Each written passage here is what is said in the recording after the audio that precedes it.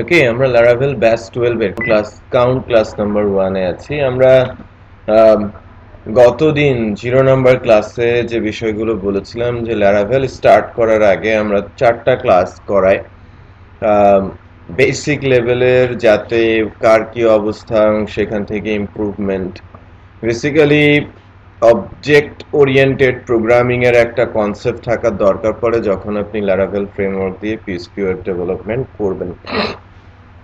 কোর্সের prerequisite basically PHP basic এবং MySQL, HTML CSS আমরা ধরেই নিই যে এই লেভেলে এসে তারা জানবে।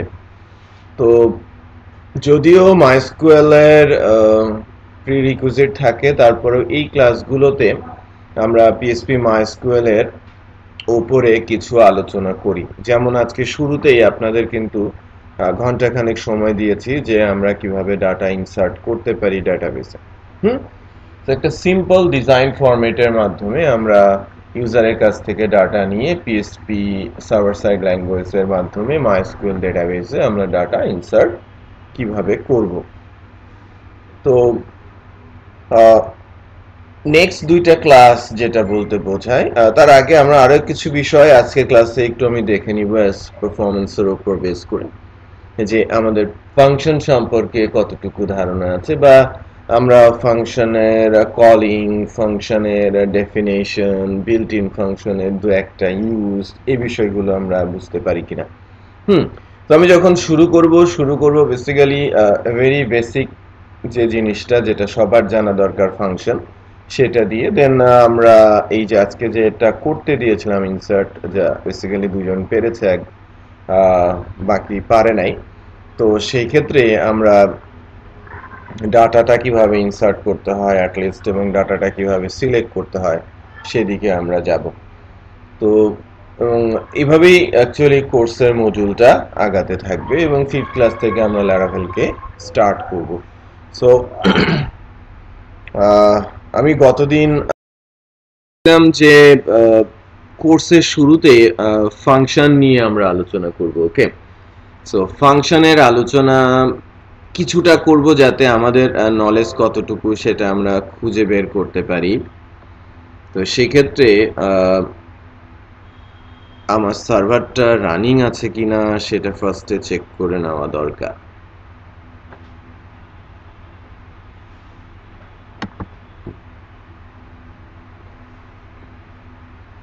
আমার নেটবিনসটা নট রেসপন্ডিং অবস্থায় আছে।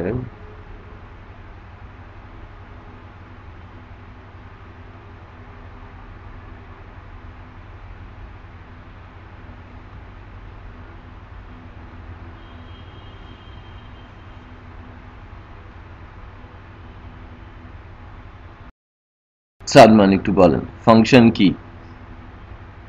ফাংশন হচ্ছে এমন একটা কিছু যেখানে একটা বার কাজ করে সেটাকে বারবার ব্যবহার করা যেতে পারে বিভিন্ন জায়গায়। নিশাদ, ফাংশন কি বলেন? পারছেন না? নাজমুল, ফাংশন হচ্ছে ক্লাসের আন্ডারে থাকে, মানে একটা ক্লাস একটা টোটাল কাজের নাম নির্ধারণ করে, আর ওই কাজটা ধরেন যে কয়েকটা পার্টে ভাগ করা হয় ফাংশনের দ্বারা। আমি জাস্ট ফাংশন জানতে চাচ্ছি। ফাংশন একটা ফাংশনে একটা নির্দিষ্ট কাজ করা থাকে, আর ফাংশন সেই কাজটা পরবর্তীতে যে কোনো জায়গায় আমরা ব্যবহার করতে পারি। আচ্ছা, ফাংশন হচ্ছে এমন একটা কোড ব্লক যেখানে কোনো একটা প্রবলেমের সলিউশন আমরা করে রাখতে পারি এবং ওই পার্টিকুলার কোড ব্লকটাকে আমরা বারবার রিইউজ করতে পারি। যে সলিউশনটা আছে তাকে আমরা রিইউজ করতে পারি। ফর এক্সাম্পল, যে আমাদের যে ক্লাসরুমটা আছে, ক্লাসরুমটা হরেক রকমের জিনিস আছে।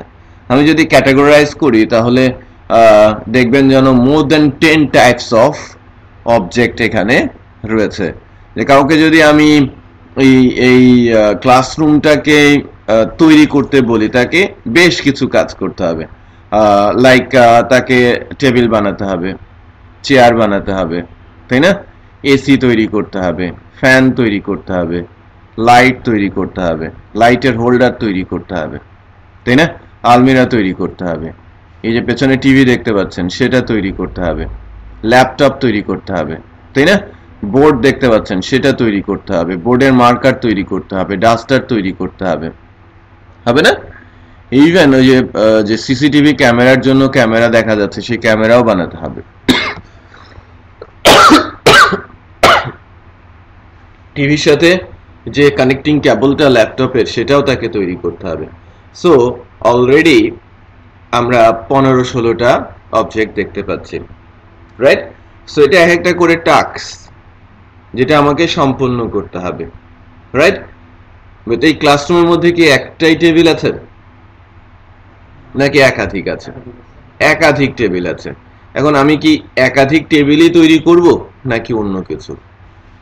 আমি কি একাধিক টেবিলই তৈরি করব নাকি একটা তৈরি করে বারবার সেটা ইউজ করব? কারণ টেবিলগুলো দেখতে সব একই রকম। যদি 20টা টেবিল 20 রকম হতো আমার কিছু করার ছিল না, আমাকে আলাদা আলাদা করেই বানাতে হতো। যেহেতু টেবিলগুলো সেম, আমি একটা তৈরি করব, বাকি 20 বার ইউজ করব, একটা তৈরি করে ভিন্ন জায়গায় রেখে দিব, দেন ওকে আমি বারবার এই 20 জায়গায় ইউজ করব। ওই একইভাবে 20টা চেয়ার আমি একটা চেয়ার বানাবো, বাকিগুলোকে রেখে দিব। আমি বোঝাতে পেরেছি? এখন একটু খেয়াল করেন যে ফাংশন কতটা উপকারী। আমি একটা বানিয়ে 20 বার ইউজ করতে পারছি, যদি না থাকতো তাহলে তো আমাকে প্রতিবারই আমাকে তৈরি করতে হতো, তাই কিনা? তো এখন কথা হচ্ছে যে যেগুলো একটা সেগুলো তো আমাকে একটা বানাতেই হবে, এবং সেগুলো ফাংশন আকারে কেন? ফর এক্সাম্পল, যে আমি এসিটা বানাচ্ছি, এখানে একটাই আছে, কেউ যদি বলে যে না এর তো কোনো ইউজ নাই আলাদা করে, সো তুমি কেন এটাকে ফাংশন দিয়ে বানাবা, তাই না? আমি রিউজ করার জন্য কেন বানাবো? সো মনে করেন এটা একটা ক্লাসরুম, ক্লাসরুম কি এমনি এমনিতেই, এটা একটা অফিসের ক্লাসরুম, সো অফিসে কি আর কোনো জায়গায় এসি লাগবে না? লাগতেই পারে। যদি নাও লাগে তাও আমি এটাকে ফাংশন বানিয়ে রাখি, যদি অফিস এক্সটেন্ড হয়, রুমে যদি এসি লাগানোর কোনো ক্ষমতা বাড়ে, তখন এটাকে আমি ইউজ করব।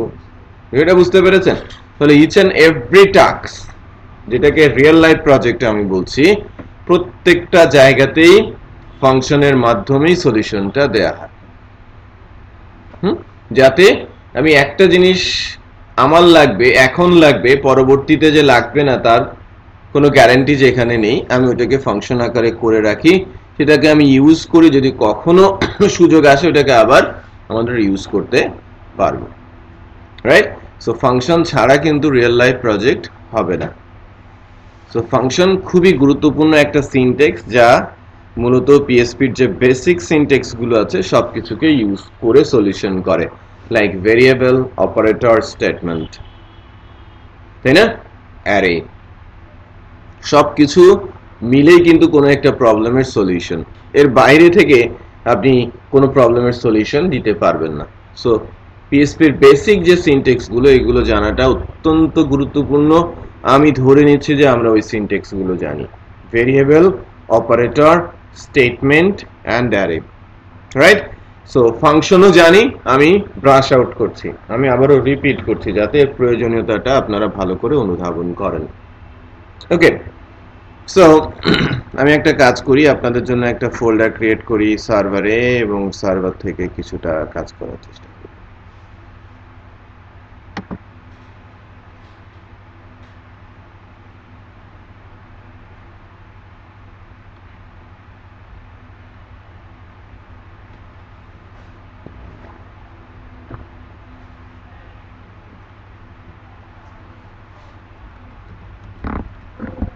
Laravel batch 12,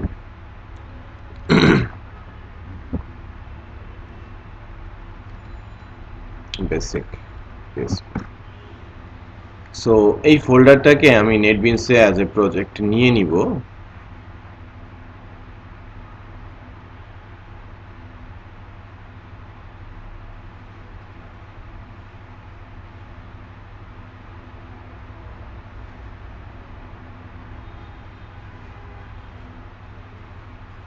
ব্রাউজ করছি,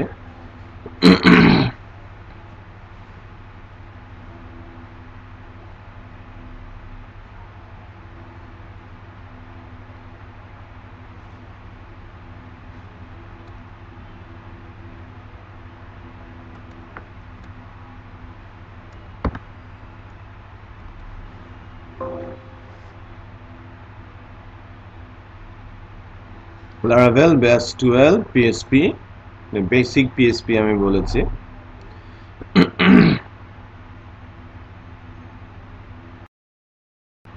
একটু আদা দিবা।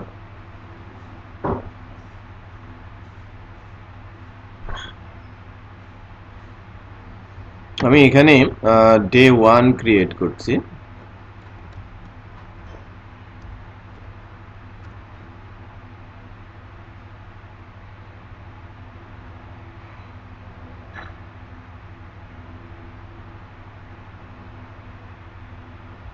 ডে 1 এর মধ্যে আমি পিএসপির একটা ফাইল নিচ্ছি,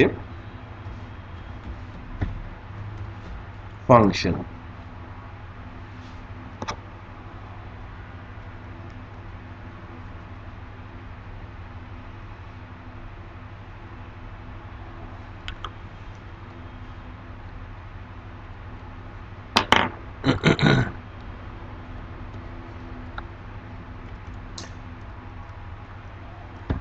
এখানে অত্যন্ত গুরুত্বপূর্ণ একটা বিষয় হচ্ছে যে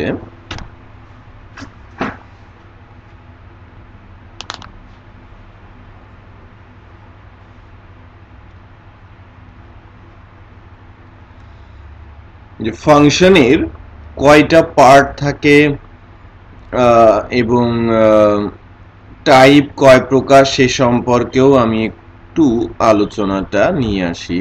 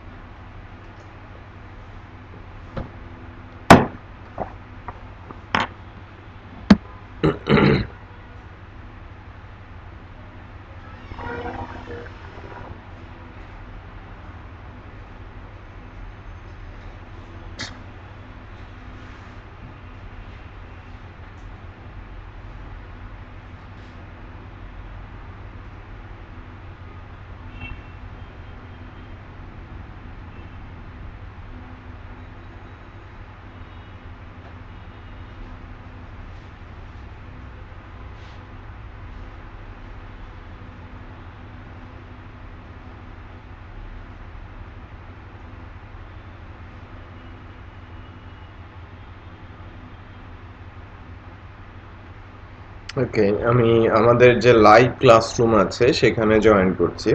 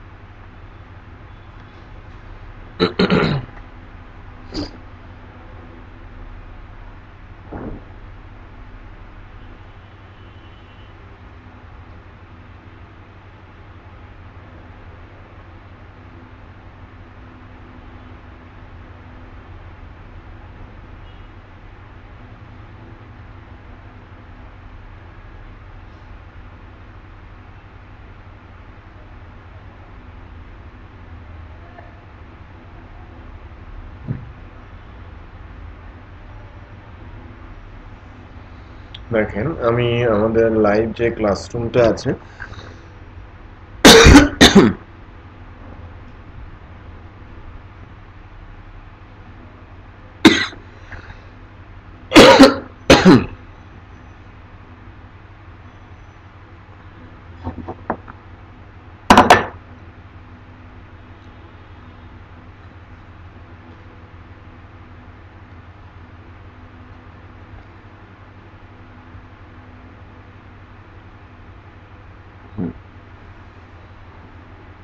এই অংশটুকু একটু দেখাতে চাচ্ছি।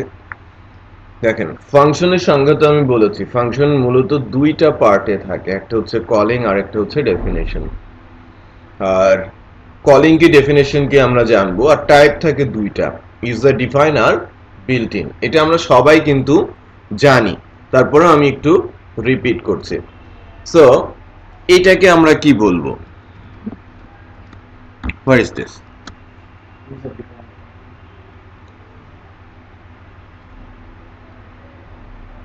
একটু ক্লিয়ার করেন।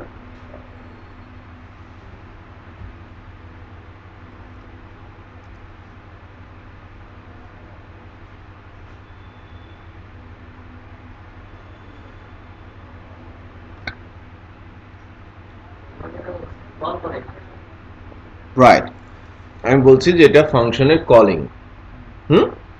এটা ফাংশনের কলিং।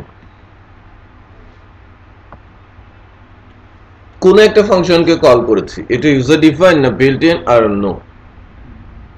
যদি কোনো এরর না আসে সেক্ষেত্রে বোঝা যাবে যে এটা user define, sorry built in. আর যদি এরর চলেই আসে তাহলে বোঝা যাবে যে এটা ইউজার ডিফাইন। এরর না আসলে বিল্ট ইন, আর আসলে ইউজার ডিফাইন। যদিও বিল্ট ইন ফাংশন এবং ইউজার ডিফাইন ফাংশন জানার একটা উপায় আছে। যেমন আমি যদি নেটবিনসে থাকি, দেখেন ইটস স্লো, ওকে, মেশিন রেসপন্সটা ইটস স্লো, সারাদিন চলছে, ফর দ্যাট হতে পারে। আদারওয়াইজ আপনারা জানেন যে কোনো কিছু লিখতে শুরু করলে এই যে সাজেশন চলে আসে, এটা লেটেস্ট যদি হয় নেটবিনস আপনার, এটা যদি আপনি আপডেট করেন প্রতিনিয়ত পিএসপির সাথে, বা আপনি প্রতিনিয়তই আপডেট করেন, সেক্ষেত্রে সে ভার্সন কম্প্যাটিবিলিটি নিয়ে থাকে।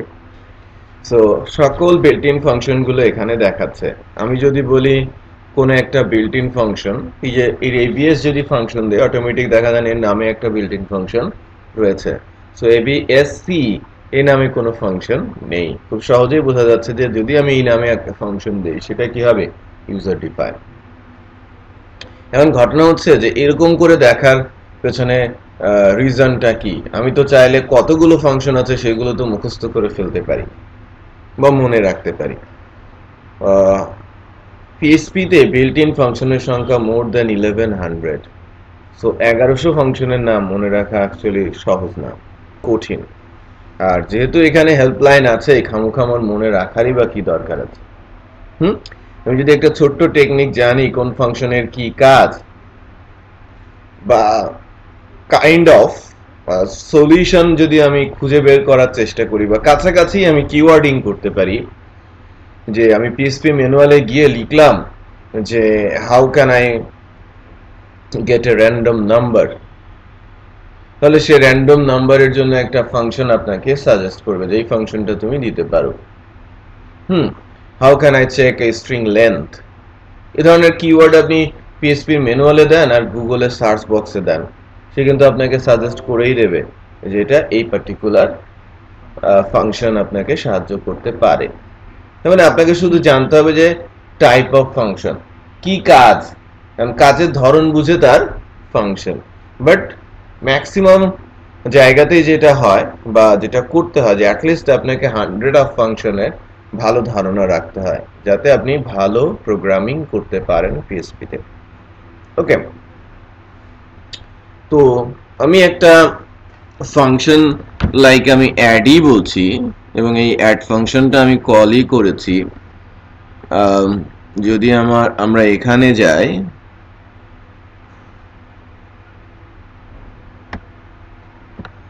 Laravel bash 12 এ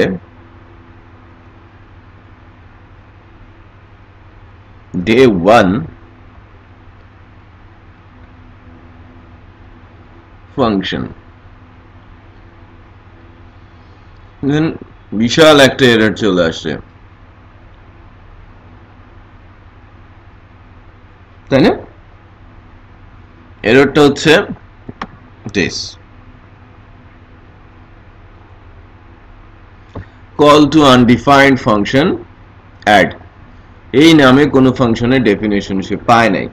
সো এটা একটা ইউজার ডিফাইন ফাংশন আমাকে লিখতে হবে। আমি কল করেছি বাট আমি এই ফাংশনের কোনো ডেফিনেশন এখন পর্যন্ত দেই নাই, ফর দ্যাট সে আমাকে এরর মেসেজ দিচ্ছে। ঠিক আছে, আচ্ছা ফাংশনের এই যে জায়গাটা এটাকে বলা হয়ে থাকে প্যারামিটার এরিয়া। প্যারামিটার গুলো কমা সেপারেটেড হয়। প্যারামিটার কি কি আসতে পারে? নাম্বার, ফ্লোট যেটাকে রিয়েল বলি, বুলিয়ান, স্ট্রিং, যে কোনো কিছুই থাকতে পারে। আবার এই ভ্যালু আছে সেরকম ভেরিয়েবলও আমি সেখানে দিতে পারি। ইভেন প্যারামিটার আকারে আমি অ্যারেও দিতে পারি, অ্যারের স্পেসিফিক ইন্ডেক্সও আমি প্যারামিটার আকারে দিতে পারি। আমি কি বোঝাতে পেরেছি? সো অ্যারে কি কি, মানে এই প্যারামিটারে কি কি বসতে পারে? Integer, real, float, string, right, Boolean, array or array index. হ্যাঁ, যে কোনো কিছুই যেতে পারে। এবার আসি, এটা তাহলে কি হলো? কলিং। আর এটাকে আমি বলছি ডেফিনেশন। কোন একটা ফাংশনকে যখন আমি ডেফিনেশন দিতে যাব তার সামনে কিওয়ার্ড ফাংশন লিখতে হয়। আমার এই ফাংশনের ডেফিনেশন কমপ্লিট, দ্যাট মিন্স এটা একটা স্ট্রাকচার। এটা থাকলে আর কোনো এরর নেই, আমার ডেফিনেশন দেওয়া আছে।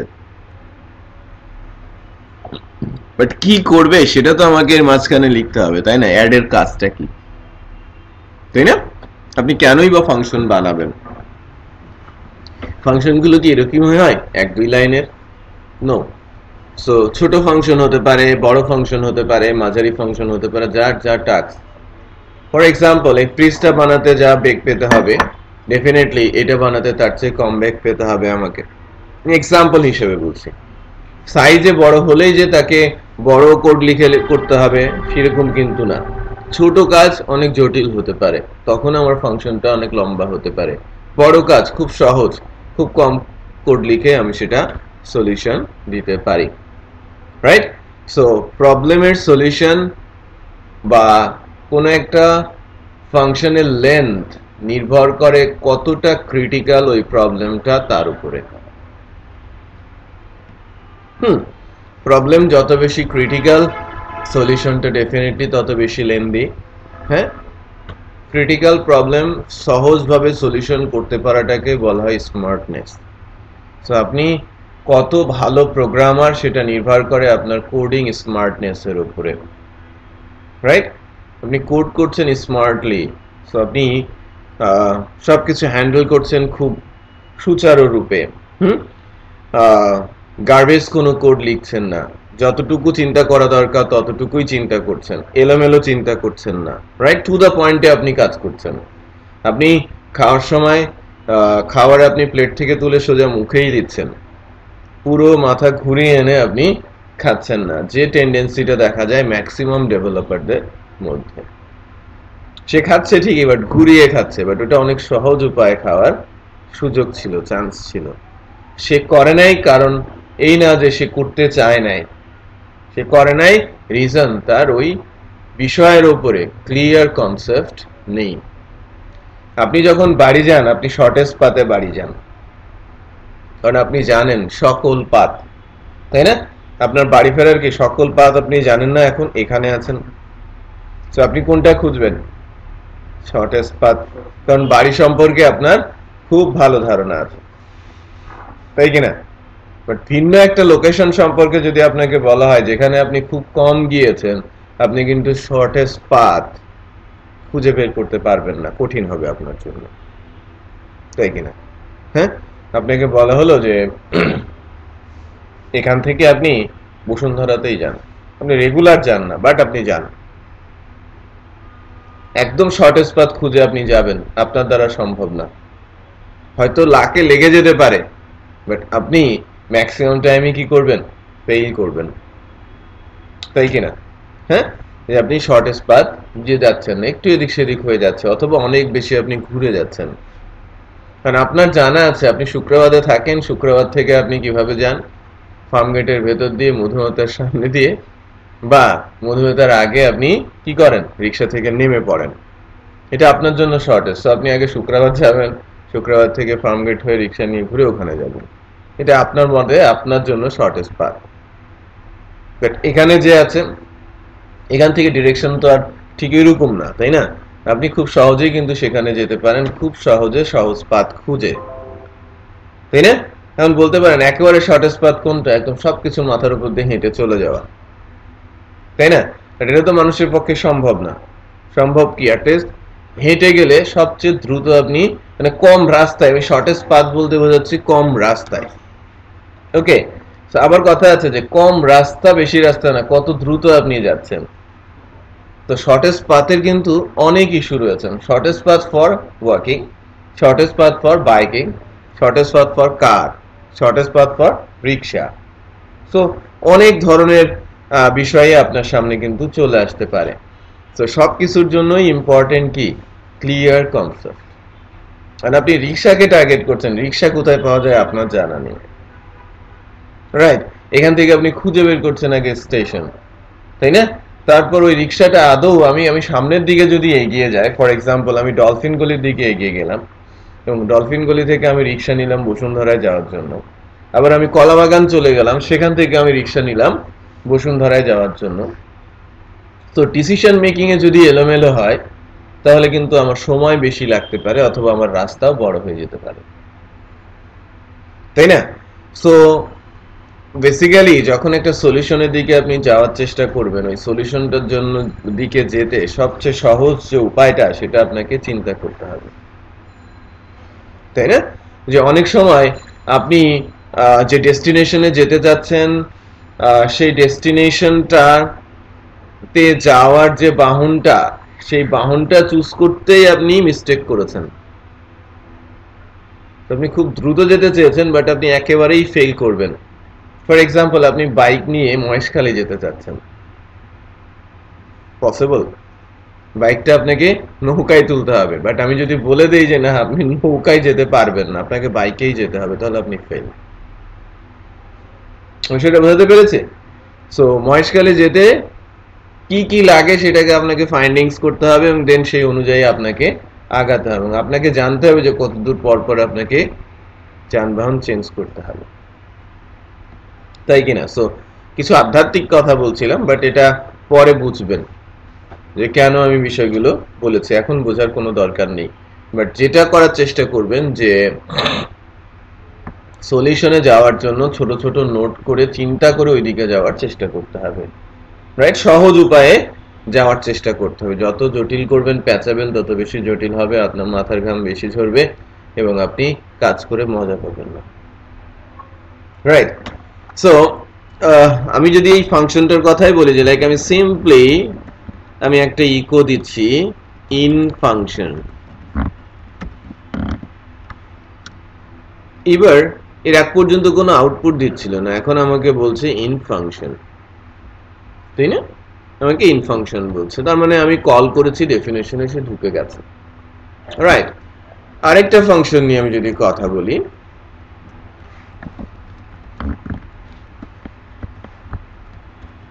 এবার আমি বলবো একটা বিল্ট ইন ফাংশন নিয়ে, রাইট?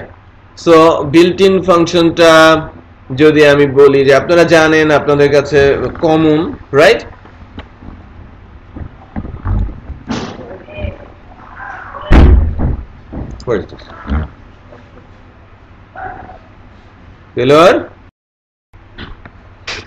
যেটা বলছিলাম যে আপনাদের এই ফাংশনটা সম্পর্কে মোটামুটি সবারই ধারণা আছে, কম বেশি ইউজ করেছেন।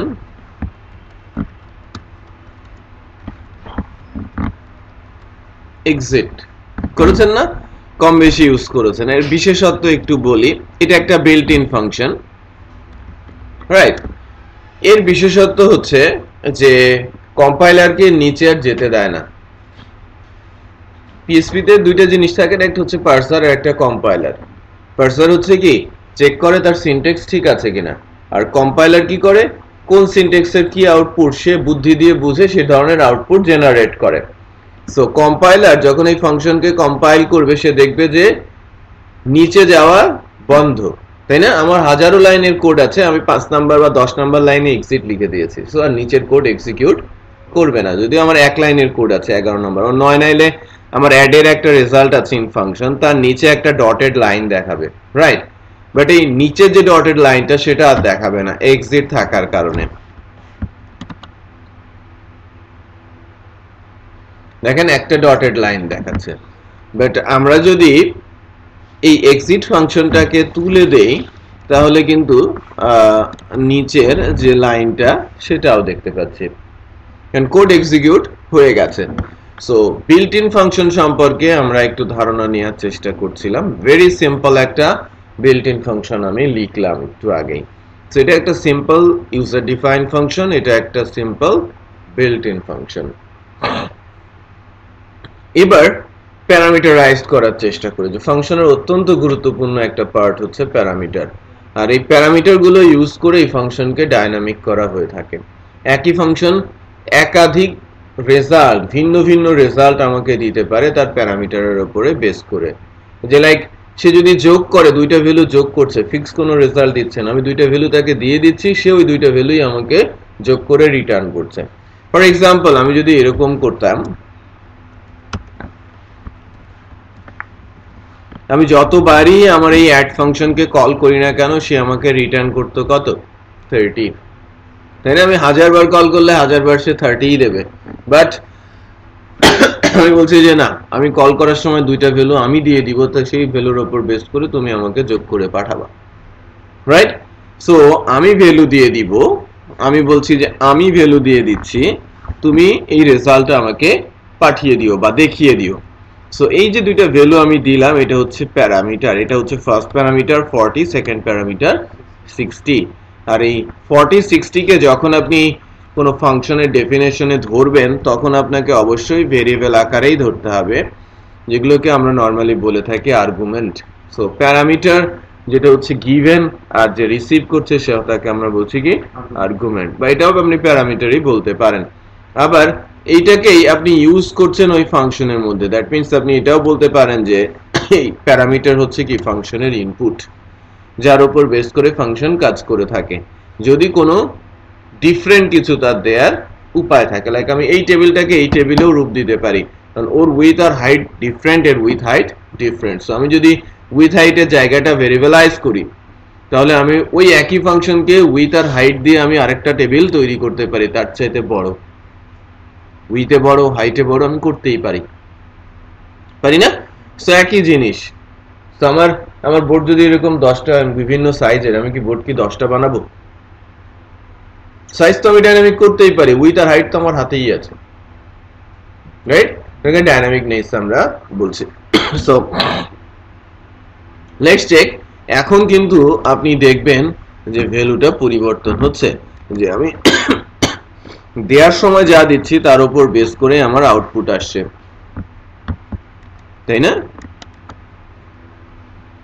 আমি 400 দিয়েছি,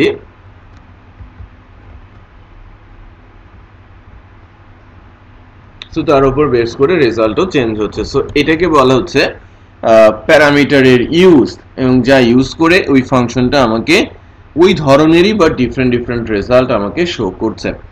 এবার আমি যদি কোনো একটা বিল্ট ইন ফাংশন নিয়ে কাজ করি এবং তার প্যারামিটার দেই, সেক্ষেত্রে কি হয়?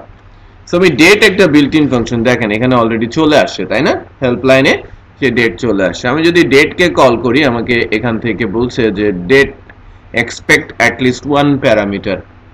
সো ফাংশনের যে প্যারামিটার, কোনো ফাংশন প্যারামিটার নেয়, কোনো ফাংশন প্যারামিটার নেয় না। যেমন এক্সিট কিছুক্ষণ আগে কিন্তু কোনো প্যারামিটার নেয় নাই, বাট ডেট বলছে যে অ্যাটলিস্ট ওয়ান প্যারামিটার আমাকে দিতে হবে, তার মানে তার একাধিক প্যারামিটার নেওয়ার সুযোগ আছে। সেটা জানবো কোথা থেকে? পিএসপি ম্যানুয়াল থেকে। এই ডেট ফাংশনে কতগুলো প্যারামিটার আপনি পাস করতে পারেন, কিভাবে পাস করতে পারেন, কি রেজাল্ট আপনি দেখতে পারেন। এইচটিএমএল যেরকম দেখে দেখে শেখায়, পিএসপির এই জায়গাগুলো কিন্তু বিশেষ করে বিল্ট ইন, তাকে দেখে দেখেই আমাকে শিখতে হবে। সব ফাংশন বলার কোনো সুযোগ কোর্সে নেই। 1100 ফাংশন আপনাকে যদি আলোচনা করতে যাই, আমার যে কোর্সের কারিকুলাম আছে তাতেও আরো যদি 100 ক্লাস বাড়িয়ে দেই তাও শেষ হবে না, তাই না? সো জটিল পরিস্থিতি তৈরি হবে। সো আমি একে একটা প্যারামিটার দেই, যেহেতু আমি জানি যে এরকম করে প্যারামিটার দেয়া যায়, আমি ডি লিখেছি, ক্যাপিটাল ডি।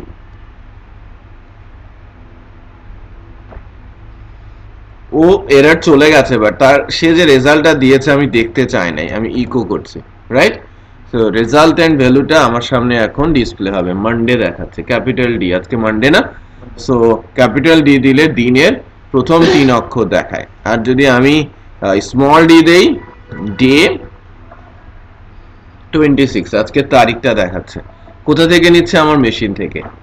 আমার মেশিনে যদি ডেট পরিবর্তন করে নেই, সে ওইটাই দেখাবে, বোকাশোকা, right?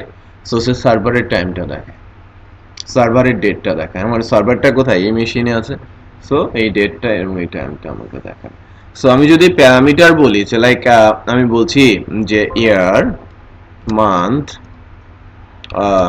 Date, hour, minute, second, right? সবকিছুর অধ্যাক্ষর আছে, রাইট? আপনি সব ছোট করে দেন, কোনো সমস্যা নেই। বড় করে দিলে একরকম, ছোট করে দিলে আরেক রকম দেখায়, বাট একই জিনিসই দেখায়। Year, month, day, hour, minute, second. But এটা যদি আপনি ডিফারেন্ট করে দেন, তখনও কিন্তু মানে এলোমেলো করে দেন, তখনও কিন্তু সেরকমভাবেই দেখাবে। শুধু প্যারামিটার গুলো ঠিকঠাক থাকতে হবে। 18/2/26 সে একদম জিএমটি 0 দেখাচ্ছে, রাইট? জিএমটি 0 দেখাচ্ছে না 5 দেখাচ্ছে? একটু দেখেন তো। 0, জিএমটি 0 আর 1। সো ইনফ্যাক্ট 8টা 35 বাজে। সো 6 ঘন্টা আপনি যদি পেছনে চলে যান, তাহলে 2টা 35 হওয়ার কথা। সো ইনফ্যাক্ট আমার মেশিনে হয়তো ওই সিটি যেটা ঢাকা হওয়ার কথা ছিল, আমি অন্য একটা হয়তো সেট করা আছে, যেটা +5 +6 হলে সে কিন্তু ওখানেই চলে যেত, মাইনাসে জিএমটিতে, 0 জিএমটিতে চলে যেত। তো যাই হোক, তার জন্য ঠিক আছে এখনকার টাইম, তো এটা জিএমটি ভ্যালু ধরে দেখাচ্ছে। সো আমি যেটা বোঝানোর চেষ্টা করছি, এটা বড় ব্যাপার না, বড় ব্যাপার হচ্ছে ফাংশনের প্যারামিটার। এই যে ফাংশনটা, এটা স্পেশাল টাইপের ফাংশন, যার প্যারামিটার দেওয়ার সিস্টেম ভিন্ন। এই ডেট বা ডেট রিলেটেড যে ফাংশনগুলো আছে, তার প্যারামিটার দেওয়ার সিস্টেমটা অন্য যে কোনো ফাংশনের চাইতে ডিফারেন্ট। সেই কারণে আমি এটাকেই দেখাচ্ছি, বুঝতে পেরেছি? ফার্স্টে আমি এটাকেই দেখাচ্ছি। আবার প্যারামিটার নিয়ে যদি কোনো ফাংশনের কথা বলি, যে স্ট্রেট ফরওয়ার্ড প্যারামিটার আছে, গ্র্যান্ড, আমাকে বলছে মিনিমাম এবং ম্যাক্সিমাম ভ্যালু দিতে হবে। সো মিনিমাম ম্যাক্সিমাম বিষয়টা কি সেটা এখানে বলা আছে। কোন কোন ভার্সনে এই ফাংশনগুলো সাপোর্ট করে সেটা উপর থেকে আমাকে বলে দিচ্ছে। কোন প্যারামিটার অপটিমাল নাকি এটা রিকোয়ার্ড সেটাও কিন্তু আমাকে বলে দিচ্ছে। অপটিমাল মিন্স আপনি প্যারামিটার দিতেও পারেন, নাও দিতে পারেন। সো আমি যদি প্যারামিটার না দেই, তাহলে এক ধরনের আউটপুট আসবে, প্যারামিটার দিলে এক ধরনের আউটপুট আসবে। সো আমি যদি র্যান্ড ফাংশনটার দিকে তাকাই, এখন কিন্তু একটু দেখতে পারবেন যে বিশাল একটা লম্বা ইন্টিজার ভ্যালু সে আমাকে দিয়েছে, রাইট? মেমোরির ওপর বেস করে যতটুকু সে ফ্রি পেয়েছে। তারপরে আমি যদি বলি যে না, আমি 12 থেকে 15-র মধ্যে যে কোনো একটা ভ্যালু দরকার, তো মিনিমাম ভ্যালু কত? 12, ম্যাক্সিমাম ভ্যালু কত? 15। আমাকে 12 দেখাচ্ছে, আবার লোড দেই 14 দেখাচ্ছে, আবার লোড দেই 13 দেখাচ্ছে, আবার লোড দেই 12 দেখাচ্ছে। সো প্রতিবার কিন্তু চেঞ্জ হচ্ছে, একটা একটা করে ভ্যালু আমাকে রিটার্ন করছে। এই বলে এই না যে একটা ভ্যালু দুইবার আসতে পারবে না, পারবে। স্যার একটা জিনিস, স্যার হচ্ছে ওই লিংক যে করে শর্ট করে, এটা কি কি মানে লিংক শর্ট করা, একটা বড় লিংক শর্ট করা? না, এটা দিয়ে না। সো আমার যদি এই লেন্থটা বড় হয়, সিমিলার ভ্যালু আসার চান্স অনেকটাই কি কমে যাবে, কারণ আগে সে র্যান্ডম করছিল 12, 13, 14, 15 চারটা ভ্যালুর উপরে। সো রিপিট করার চান্স আছে চারটার পরেই। বা আমি তাকে যদি পারমুটেশন করি, 4কে যদি আমি পারমুটেশন করি, 4 into 3 যোগ 4 into 2 যোগ 4 into 4 যোগ 4 into 3 যোগ 4 into 2 যোগ 4 into 1, তাই না? এটা হচ্ছে পারমুটেশন। So 16, 12, 28, right? 8, 36 আর 4, 40 বারের পর ডেফিনেটলি রিপিট হবে, মাস্ট, রাইট? বাট এবার একটু খেয়াল করেন 12 থেকে 150, সো 138 পারমুটেশনে যদি আপনি যান তাহলে কত দিন পর এটা রিপিট হতে পারে সেটা খুব ভালোই বুঝতে পারছেন, রাইট? রেঞ্জ যত বড় রিপিট ভ্যালু আসার চান্স কম, বাট আসবে না সেটা আমি কিন্তু বলছি না।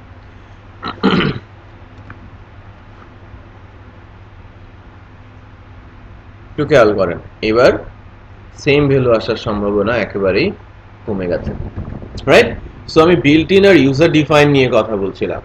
সো আমি বোঝানোর চেষ্টা করছি যে কোনটা বিল্ট ইন এবং কিভাবে কাজ করে, ইউজার ডিফাইন আর প্যারামিটার। সো প্যারামিটারের ইউজ আমি দেখানোর চেষ্টা করছিলাম। সো দুইটা বিল্ট ইন ফাংশনে দুই রকমের প্যারামিটার আমি দেখিয়েছি। সো ম্যাক্সিমাম বিল্ট ইন ফাংশনগুলোর প্যারামিটার এই স্টাইলের, কমা সেপারেটেড, আর স্পেশাল আপনি ইচ্ছে মতো দিতে পারেন, রাইট? একটু খেয়াল করেন সে মানে অবজেকশন দেবে না, রাইট? আপনি যেভাবে চাচ্ছেন সেভাবেই আপনাকে কিন্তু সে দিচ্ছে, বিশেষ করে ডেট রিলেটেড যে ফাংশনগুলো রয়েছে। সো আমরা বিল্ট ইন যে ফাংশনগুলো সিরিজ আছে, এখানে হিউজ নাম্বারের বিল্ট ইন ফাংশন আছে যেগুলো সম্পর্কে ভালো ধারণা আপনাদের তৈরি করতে হবে, এবং আমাদের ইউজার ডিফাইন ফাংশনও ভালো লিখতে পারতে হবে। কেন? কারণ হচ্ছে যে আমি যদি সলিউশন না দিতে পারি তাহলে আমার প্রজেক্ট আমি ডেভেলপ করতে পারবো না, কারণ সকল সলিউশন হবে কার মাধ্যমে? ফাংশন দিয়ে। ক্লিয়ার? সো আমরা যখন ফাংশন লেখা শুরু করব, ওই লেখার উপর বেস করে আমরা দেখা যাচ্ছে যে এই ফাংশনটা সিকিউরিটি নিয়েও মাথা ঘামানো শুরু করব। তখন বেসিক্যালি অবজেক্ট ওরিয়েন্টেড এর কনসেপ্টটা চলে আসবে। সো আমরা হয়তো থার্ড ফোর্থ ক্লাসে অবজেক্ট ওরিয়েন্টেড বিষয়গুলো নিয়ে কথা বলবো, বাট ফার্স্ট দুইটা ক্লাসে বেসিক লেভেলের যে ইস্যুগুলো আছে সেই বিষয়গুলো নিয়ে আলোচনায় যাব। সো এখন পর্যন্ত যে আলোচনাটুকু হয়েছে কারো কোনো কোশ্চেন আছে? নেই? ওকে।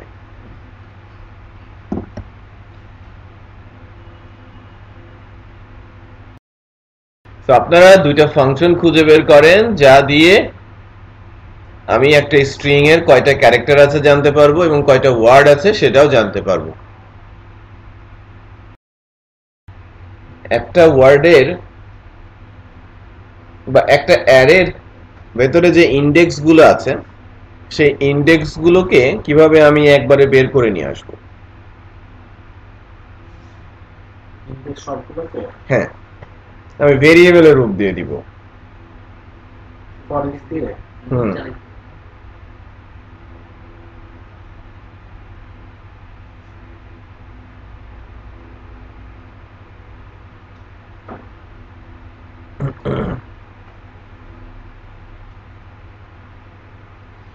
ফরেস্ট লাগবে না, ফাংশন আছে। আমি একটা অ্যারে দিয়ে দিব, সেই অ্যারে গুলোকে ভেরিয়েবল বানিয়ে দেবে, ইন্ডেক্স গুলো ভেরিয়েবল হয়ে যাবে।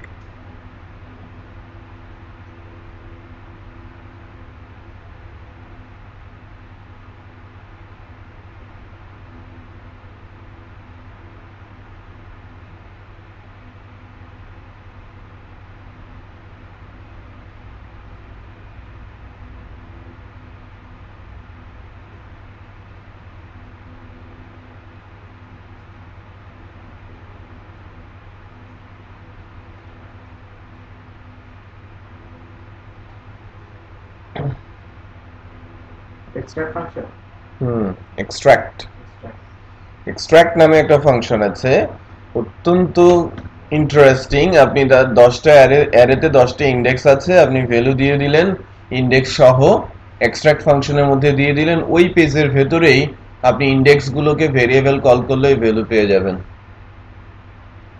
ওকে, আপনাদের একটু দেখাই, ঠিক আছে? এক্সট্রাক্ট নামে যে ফাংশনটা সেটা আমি দেখাই। মনে করেন আমি ডলার ডাটা অ্যারে সম্পর্কে আমি বলছি, ইন্ডেক্স হচ্ছে নেম, ভ্যালু হচ্ছে শাহিল।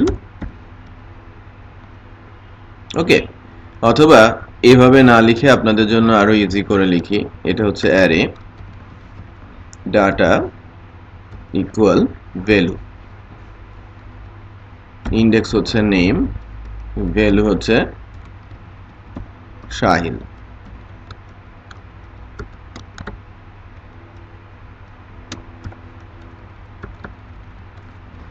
এস সিটি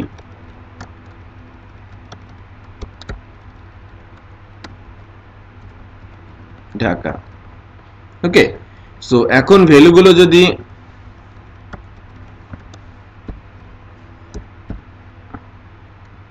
সরি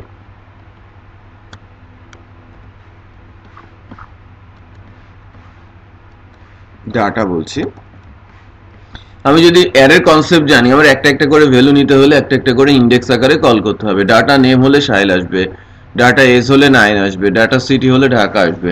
আমার কোনো একটা সময় দরকার পড়লো যে না আমার অ্যারের ইন্ডেক্স নেই, আমি কি করব, আমার ভেরিয়েবল দরকার, ওই অ্যারের ইন্ডেক্সগুলো ভেরিয়েবল হয়ে যাক, রাইট?